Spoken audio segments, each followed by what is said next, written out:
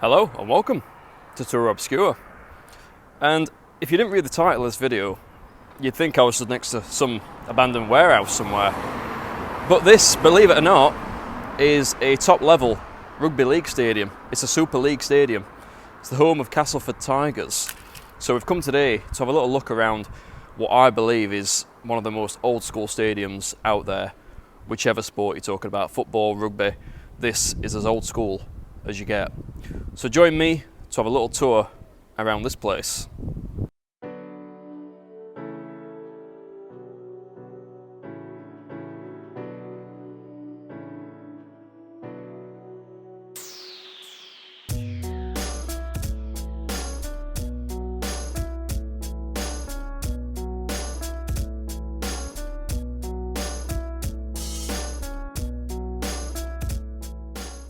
So we've just arrived at the stadium, and this is the Welford Road stand.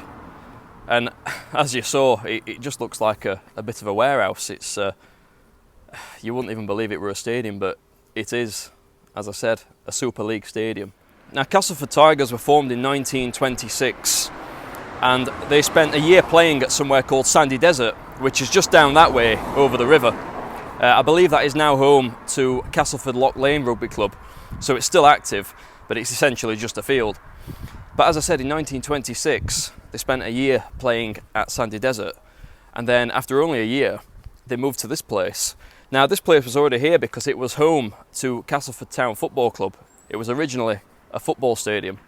And I believe that Castleford Tigers, or Castleford RLFC, as they was known at the time, they got an £800 loan to improve the facilities at this place, which doesn't seem a lot, but in today's money is. So you can do quite a bit with that, especially in that time. And these turnstiles are very, very old school. Look at the size of these. How thin are they? You don't usually get to see that these days.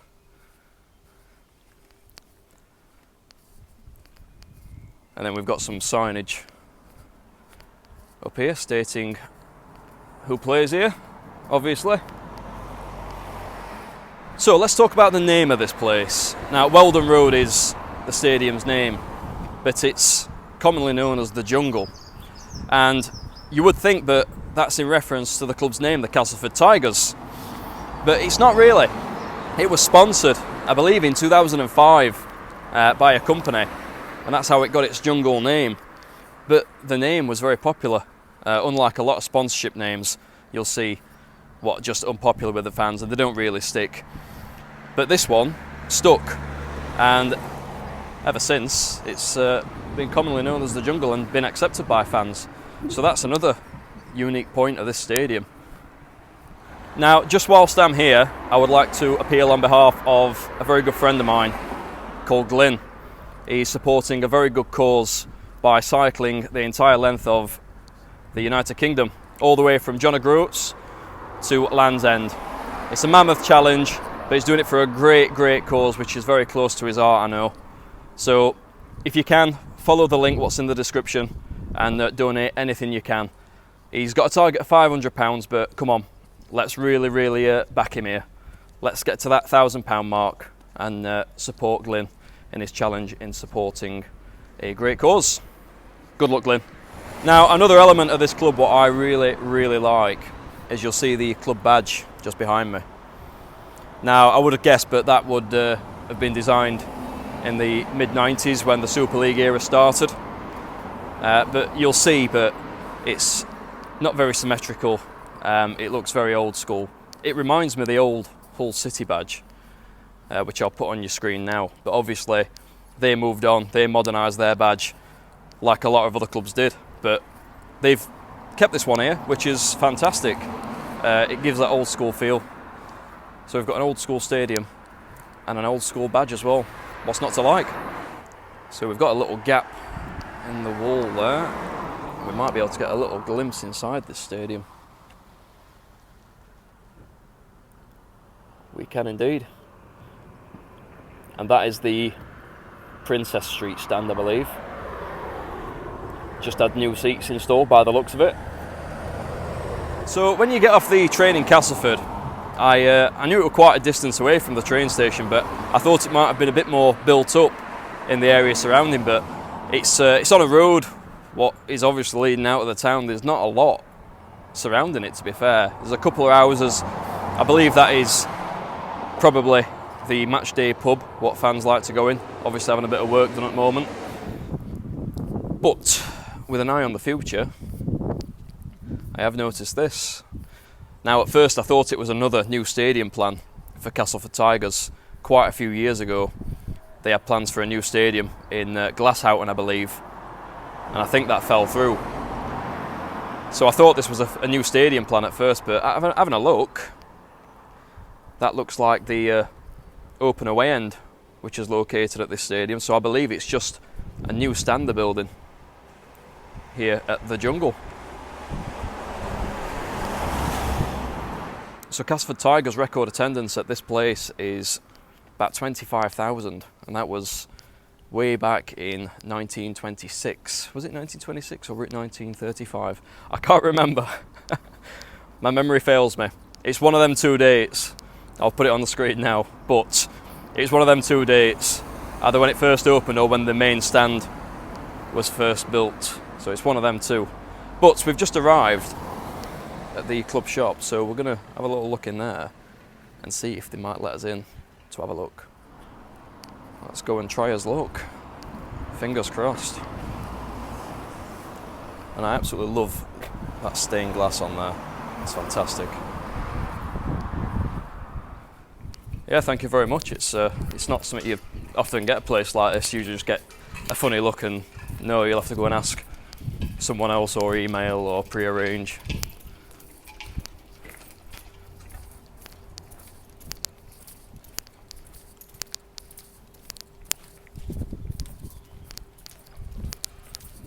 So I actually can't believe my luck here. Absolutely lovely fella in the club shop has allowed me into the stadium, and this place really don't disappoint. I've got a massive smile on my face because I've wanted to come here since I was about 14. I've always looked at pictures of this place thinking how old school it is, and you know, a lot of times you go to a place and they're just a bit underwhelming and not as they seem on pictures, but honestly this place is fantastic. Like, yeah, I've not even got words. It's really good. I've just been speaking to the gentleman, and unfortunately the main stand behind me, which dates from around 1935, potentially even earlier, that is getting knocked down in around a year's time to make way for that new stand we saw outside, which is very sad. But the club has to move forward with making it financially sustainable all year round, not just when the season's on. But yeah, this place is as old school as you get. The stand behind me, they've just had some new seats put in, so the club are really pushing forward here, investment, putting it into this place. So it obviously seems that the new stadium plans are dead in the water, and they are planning on staying here for the long term now. It's just little things like this, the terracing at the side of the main stand. And I can imagine this place, when it's full, is absolutely rocking. And I would urge you, absolutely, 100%, if you've never been to this place, even if you're not a rugby league fan, get yourself down here, watch a game, because I imagine the atmosphere is absolutely amazing. And it's the kind of environment what you can't really watch professional sports in anymore. Everything's all corporate, whitewash walls and corporate boxes. This is the working man's game right here, and it's still here in 2024, but times are changing, so get to move on. So the stand's going to be in this area here, all the way down. New yep. dressing room facilities all the way down here, so all this will be all gone, and then a multi-purpose training pitch on the other side. Wow. Like I said, it's sad, but you have to move on. But this place is, especially this stand, just the little perspex shields there. I love all like that. It's fantastic. It does, absolutely bleeds history. It's grotty bit in a good way. That's what you like to see. What a lovely gentleman. What a gent. So yeah, he's just let me in the stadium. Wow, I've not felt like that for a while. You know, when you walk into a stadium, and I know it's only a small stadium in grand scheme of things, but it's like that first time when you enter a football stadium, when you're a kid going to see your team, and you just stand there and you're like, wow. I think the last time I actually experienced that was when I first went to Wembley, the new Wembley, in 2012. And I obviously just come up the steps and saw, and just for 10 seconds you just stood there and you're like, Jesus. But yeah, this place is really special. The fellow was just explaining to me, but the club has only got 40,000 people in Castleford to try and attract to this stadium for game days, and they manage 8,000, and it's a 10,000 capacity stadium-ish. So they do very well in terms of crowds.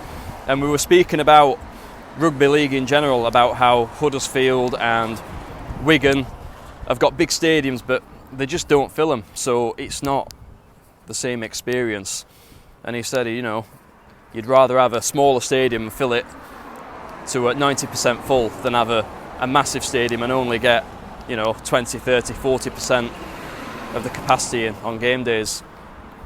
But this place is really, really special. I love it, absolutely love it.